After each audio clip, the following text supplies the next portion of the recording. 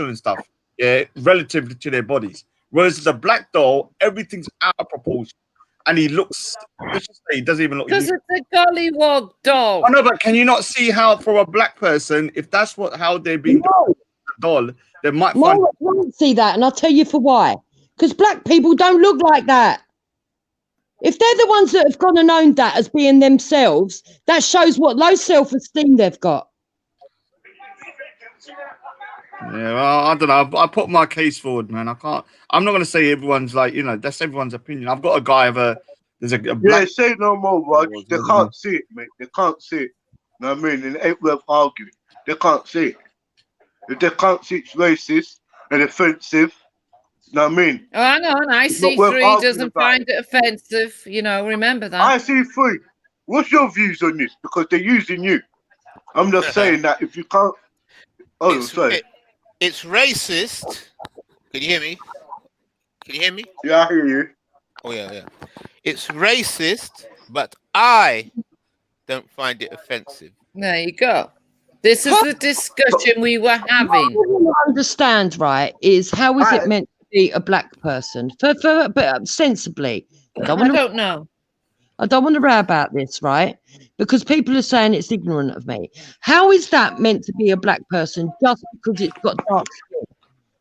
Does that mean Mr. Blobby looks like white people? Yeah, like me or you. Yeah. It's ridiculous. You are right. I'm not. What I was going to say. Shall I read the history? Shall I read the? Okay. So should we ban snowmen? Should we?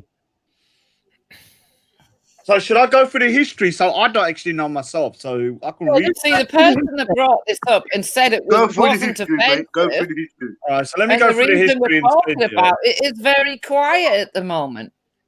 So let me go through the history of it, because then we can learn as well. Like, I don't know the whole history of the. Yeah, I want to find why it's linked to black people. Seriously, I'm not even joking. Seriously. All right, so we'll share the screen just so that people don't say I'm making stuff up.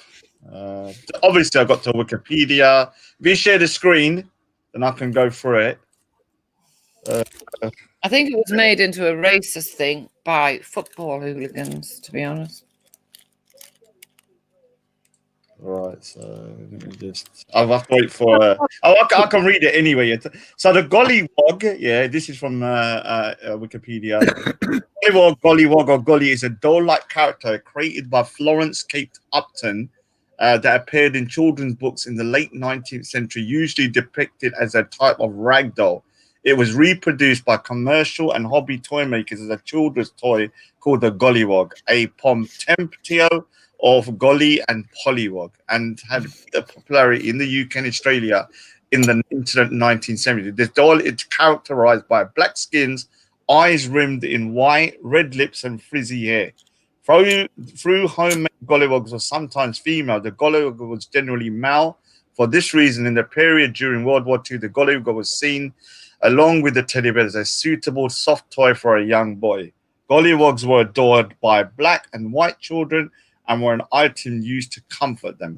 Gollywogs were collected throughout the Caribbean islands. In later years, the image of the doll has become the subject of controversy. While some people see the doll as a symbol of childhood and an innocuous toy, it is considered as racist by others, along with pickaninnies, minstrels, mummy figures, and other caricatures of black Africans. So yeah, it's basically, I mean, this sentence here, it kind of sums up the panel.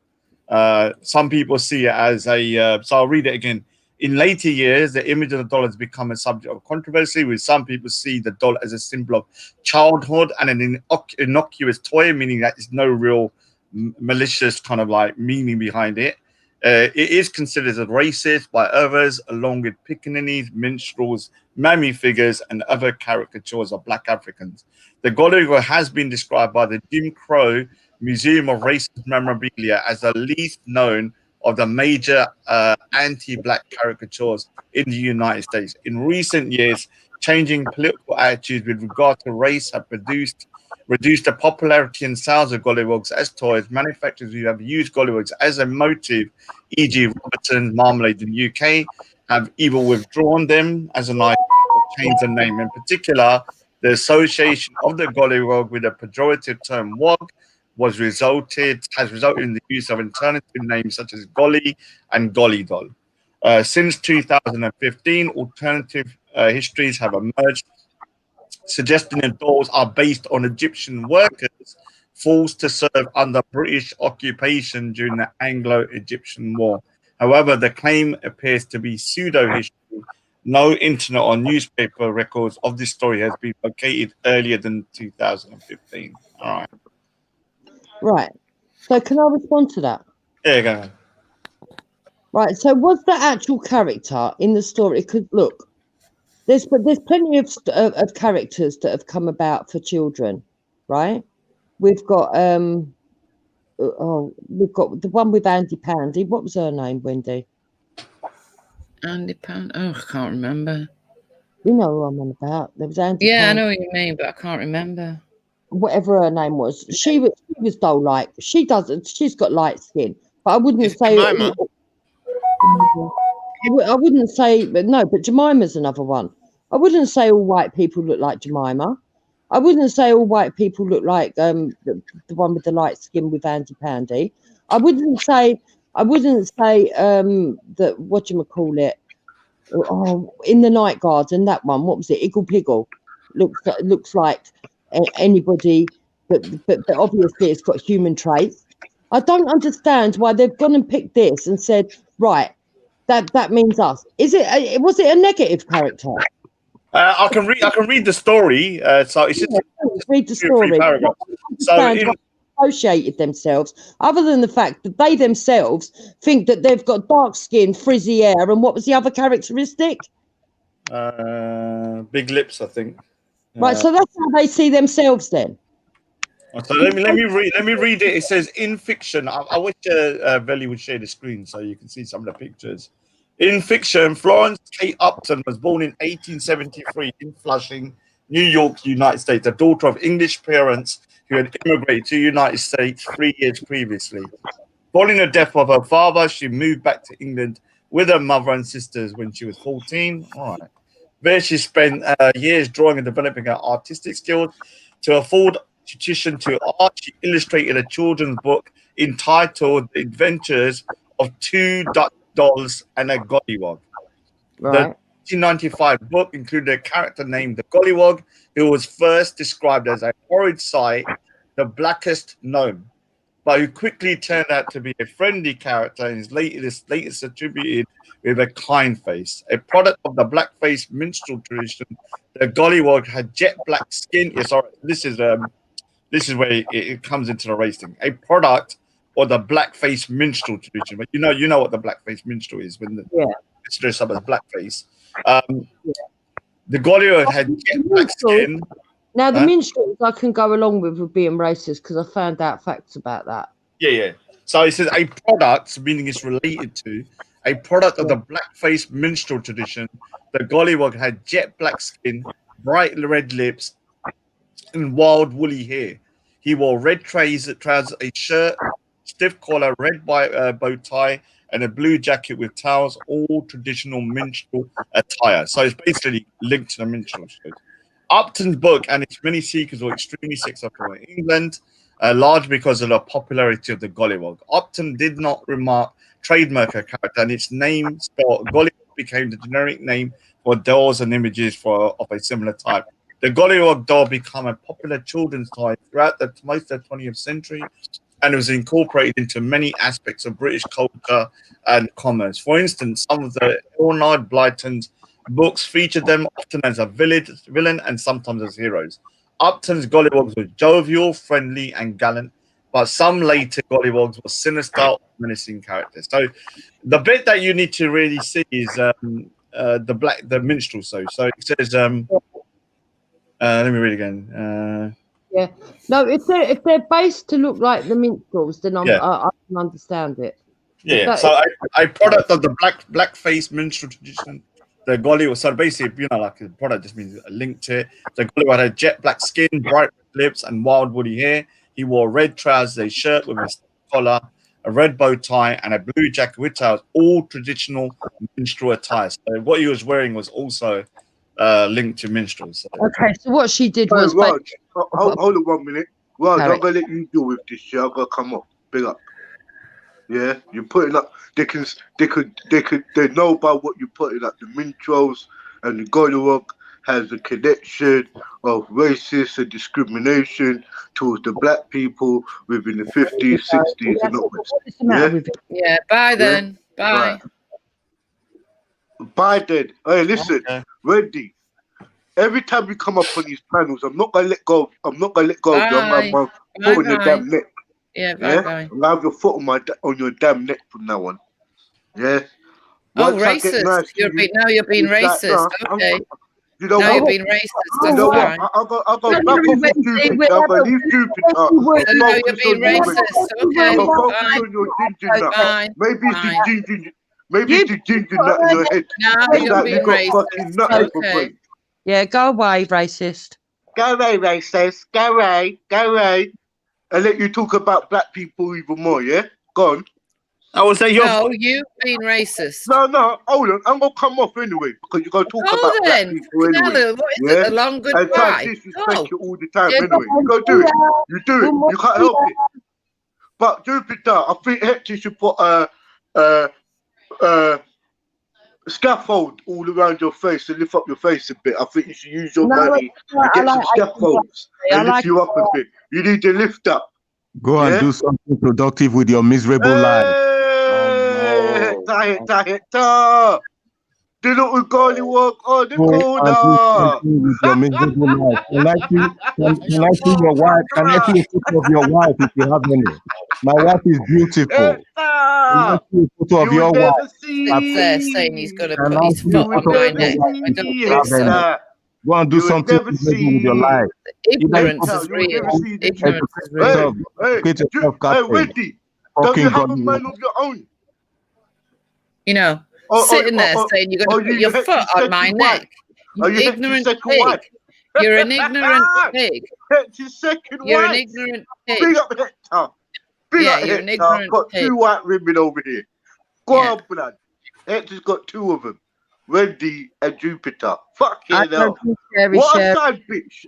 Hey, Wendy, are you sick of being a side little slag? Sitting on the side. Yeah. Oh, right, come on, everybody stop. Come on. Let's leave it now. Let's leave it now. Come Bye, on. Potman. Bye, Potman. Off you go. Hey, Go. Lassie, You're late behave for yourself, work. Lassie. Collective Lassie, vote. Bye. behave yourself now. Come on, Bye-bye. Lassie. Well, big up yourself, bro. Yeah. Go on, Jupiter. Go talk about black people more. Bye. That's right. All right. That was. I don't understand why he's so upset. We've got a black man on the panel that we were discussing it with. That's pathetic. Yeah, What, we're not allowed to talk about black people now. All right. So now that we've got a bit more information. All right. Raj, I want to make this point. Yeah. Every time I come onto this channel, there's always black people talking about white people. But he don't want us to talk about black people. Is he having a laugh? Why don't we talk about Asians? Yeah, we Yeah, should but talk about IC3. I think you shouldn't have been as quiet as what you were. Yeah, because but you he's said IC3 that you did not find the word darky racist. That's what you said. Offensive. No, you're changing your tune now. I'm sorry. Oh no! Okay, we'll have to rewind and then see. I'm Yeah, sure I whatever. said I do Nice- not find it. Nice game you offensive. played there. Nice What game did you do, played Mr. IC3? What have you done? I'm have you cool, done? calm, and collected. He's just sitting there. He's just sitting Remember there. when you made the mistake? You made a mistake that you said that I didn't find the gollywog racist. Remember Listen, you just said that? IC3, we were talking about a scenario. You did and make you some mentioned the darky word. You might be I making said another that's mistake, a Wendy. racist term. I said that's a racist term. You said no, it's not. Did I? Yes, you did. I'm not going to argue. People can rewind it anyway. Yeah, they I can. say Yeah, I disagree with what you're. Anyway, no, let's move you're on. a liar. You were an outright liar. Oh, I'm a liar now. I'm a liar now. Oh dear. Okay. Well, people can rewind and see if I'm lying or not. But I suspect, Wendy, I strongly suspect you're making another mistake. But let's continue with this. What Yeah, Raj? anyway.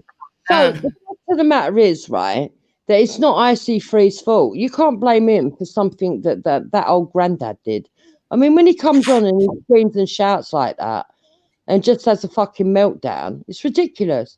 I don't mind if he comes on and says something worth listening to. But all he does is come on, splurge all over the place, has a meltdown, and then fucking leaves. Fucking annoying. So, so getting back to the story that Raj I'm just more shocked that Captain Rambo is giving me compliments. Normally he's abusing me.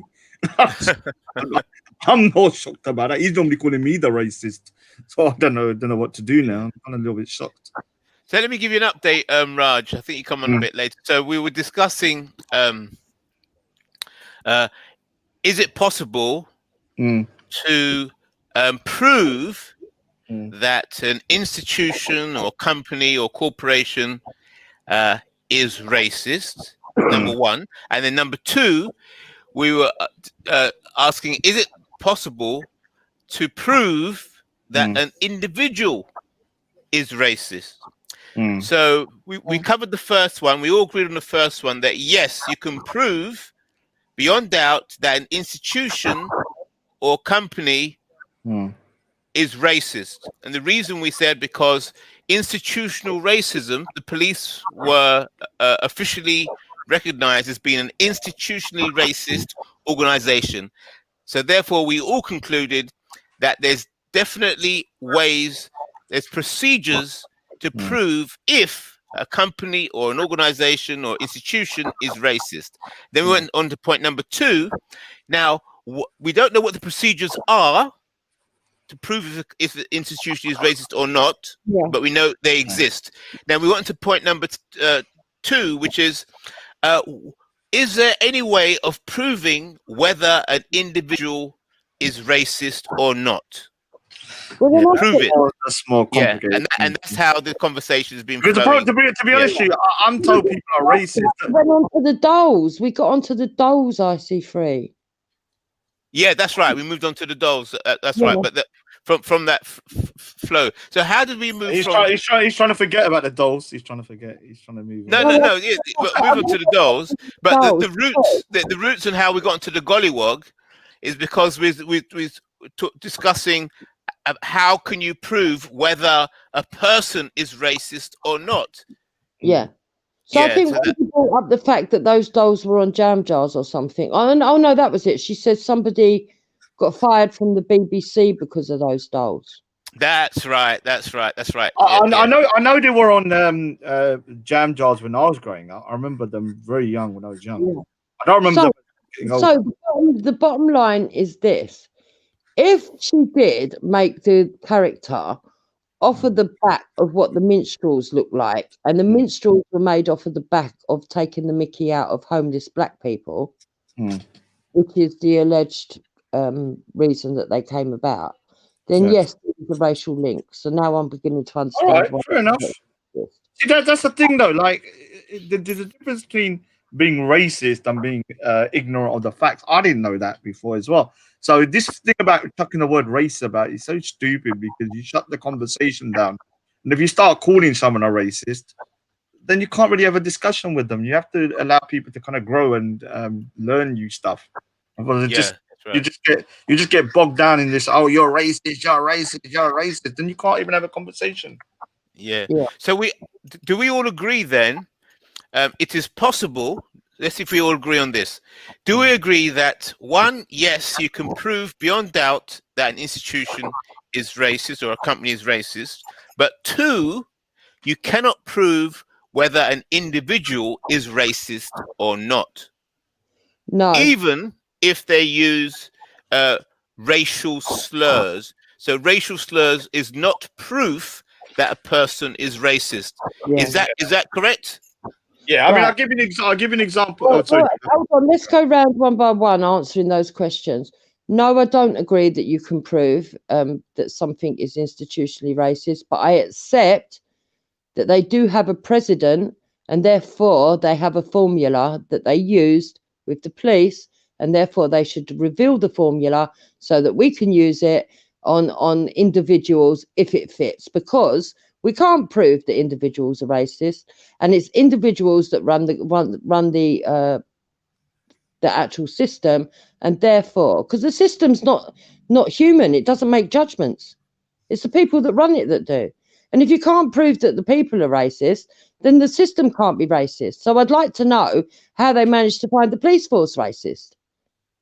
And at the end of the day, racialised doesn't indicate a racist. Right. You can use racialised language and actually not hate black people or do anything to harm them. So, or vice versa. You can be a black person and use racialized language and not actually hate white people or do anything to harm them. So all of it is just fucking nonsensical to me. Oh, well, right. You don't need to share it out hours later. All right. He's getting the gollywog back on. Let me just take that off. Yeah, the thing is that when it comes to people, like I've met a lot of people, like, you know, especially during the Speaker's Corner, that very controversial. Some of them people say they're racist and stuff like that. I judge by how people behave with other people. Yeah. Do they treat other people differently? Sometimes people say certain words that are racist, but it doesn't necessarily mean that they're racist. They might just say it in a way to hurt the other person. Yeah. And you have to judge overall. Yeah. Because if you just judged it by the words, then you'd probably condemn, like most people, as being racist at some point. Because most people would have said something, you know, could have been construed as that. So yeah, I think it's much more complicated. Okay, I want to bring up this point here that someone said because it's very interesting, and I want to explain why I see a difference. Melanated Goddess said the logic is mad, yet they blame Islam for acts and not Muslims. Be consistent, that's all right. The reason why I see it as different is because the Islamic texts actually are almost like an order of something that you've got to live by, and therefore it's instructions as part of the religion, and therefore it's instructing people how to be. So if you follow the faith of Islam, you're a Muslim and you're using those instructions to make you act the way that you do. When it comes to alleged racism, you can't prove what's in the mind of a person or why they're doing what they're doing. That's where it becomes different. There's no scripture in a workplace that says, right, treat black people A, B, C, and D, and therefore we can say, aha, here are the scriptures, that's racist, and the person that's following it is racist because of these scriptures. So that's why you can't prove there's systematic racism, the same as you could blame Islam for the actions of Muslims. No, I've said it before that, and then look, you can have people in companies that are racist. They're like managers, people high up. But the point is that right now in the year 2020, there are so many kind of procedures put in place to hold those people to account. Yeah, through disciplinary action, tribunals, you name it. You can take people to court for racism. Whereas if that wasn't there, then that would be a different matter, because then, you know, people could just go ride roughshod over people, which they used to do before in like the 1980s and stuff. So there's procedures put into place now to combat racism in the workplace. So yeah, I mean, what do you think of this? Neely Fuller Jr. He says that no non-white person can prove that a white person is racist. Only other white people can come to the conclusion whether a white person is racist or not. Based on what Neely logic, Fuller. I'll write him in the chat. I'll write the name in the chat. yeah, but based on what logic, IC3, what's the reasoning behind that?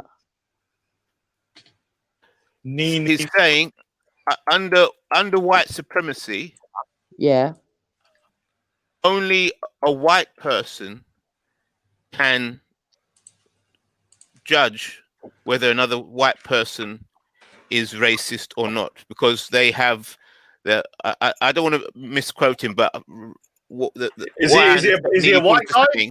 No, it's a black guy. It's a black guy that's writes on white supremacy. He's basically saying because of the power dynamic, a black person trying to accuse a white person of being racist is not going to stick. It's not going to stick unless another white person backs up the black person. Otherwise, the black person cannot. It's no point. It's a waste of time accusing white people of being racist. Won't get nowhere. No, I don't agree with that. I don't agree with that. No. So you think black people can prove a white person to be racist? I don't think. No wonder you were diagnosed with delusional obsession. Anyone can definitively prove it unless it's actually recorded that somebody did an act, and right before they did that act, they actually claim that's the reason that they done it. We can say there might be circumstantial evidence of behaviour that may look that way, but we can't definitively say it. No. Oh, but there are people out there that are open racists that believe that other races. That's what I'm saying. Unless you're 100% open about it, then obviously you the person is admitting themselves. But to prove it, it is difficult. It will be difficult. Yeah, it'll be difficult to prove it. If they say they're a racist and they do something, then you can say yes, okay, then it was down to their racism. Or if, for example, on film you saw somebody get murdered, and right before they murdered them, they call them a derogatory term that implies that they're referring to their race, then you could say, yeah, that's definite racism. Oh, definite. Watch it. Don't forget, we said people using a racial slur is not evidence, is not proof that they're racist. That's what we discussed earlier, didn't we? It is if it's directed towards a black. Yeah, but if a word is followed up by an action, then I think it's pretty definitive. Yeah.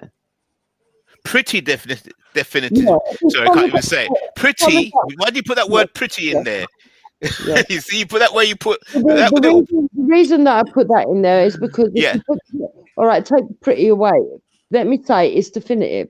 If a word and an action are followed up together and it's in what's the word? In conjunction with each other, then I think it's fair to say.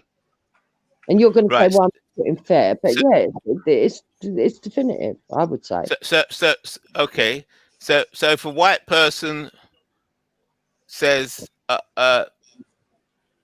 you black bastard, and slap somebody, then that is definitely, beyond doubt, a racist assault. Yeah. Let's use the proper term, racially aggravated, because that's actually official terminology, isn't it? Yeah. That is a racially aggravated assault. Yeah. Yeah. And the proof in court that it is racially aggravated is because the person who slapped the other person used a racial slur before the action. Yeah. And that is proof beyond doubt. It's racially. All right, hold it. So it proves beyond doubt that the slap or the assault was racially aggravated, but it does not prove that the person who did the racially aggravated assault doesn't prove that they're racist. Yeah, that's All true. it proves is that the assault was racially aggravated. No, if someone comes up to me and goes, "Rod, you filthy raghead," and then slaps the turban off, then I would assume that they are somebody that is got racist. some kind of like they got some form of kind of racism or anti-Sikh. There you go. You see, I see through again. No. Officially in court, you can only say that the person slapping your turban off your head was doing a racially aggravated action, and therefore it's a racially aggravated assault, yes. No, but let me you give can't you say the person. You can't say the person's a racist. All right. So let me explain. can't When, prove the all right. person's So a let me. racist. All right. So let me finish. So when you get into it, Hold on. no, let me just. Velly let me said, just- what if he says black bastard but slaps his black dog? All right, that's all right. So let me give you an example. So if you hold on. We have to lighten the mood a bit. 'cause You do everyone- know this guy isn't sane, Raj, yeah? Yeah, no. I'm not saying either. So that's how we get on. If I get into an argument with somebody, and just in the argument it turns into a fight, and my turban comes off, that happen in a fight just naturally, because when you're fighting, things will start coming off, like your clothes. You know, like someone could rip your clothes. Now, the person, who I'm fighting with says, "You filthy raghead, you turban this," and then slaps my turban. Then I would say that's a direct kind of like, they're going for me because of my turban and the reason. Now, in fights, obviously, things do go awry. And, your turban could come off in the fight, but it doesn't mean they intentionally did it. Yeah, I wouldn't say, "Oh, my turban was knocked off or it come off." Yeah, and it's But they that's did it on purpose. because, right, everybody has to be equal under the law. Okay, just follow me, right? So if somebody was who was black was to say, "You black bastard," and then slap someone, would they say that's racially aggravated? I don't Good think point. So, if an action or an incident is classified as racially aggravated, who is the one that decides whether it's racial or not? Is it the person doing the slap, or is it the person that felt the slap and felt that not only did the slap hurt, the fact that the person This is crazy talk. What are you talking about? Slow down. So